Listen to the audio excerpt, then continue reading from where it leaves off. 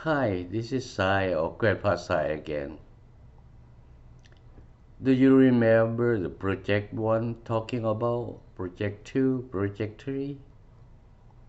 But project one is open house, called open mind. What is the mind really is? What the mind is doing. And then project two, the knowledge seed. Project three is the key, universal key. Now, when we put together, we have to understand that what the project one talking about, how it learned, where they came from.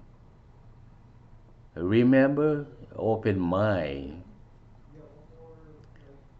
how the mind is created, how the mind is understanding. The mind can learn from eye, from the nose, from the mouth, from the ear, and the skin. That's the part of mind is learning. Now, the project two, that's the knowledge seed. The knowledge seed is growing in your body, in our body, everybody's. The roots go all around our body.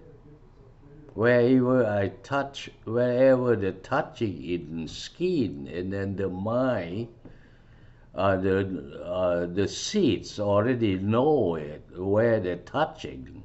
And what's about the mind? What about the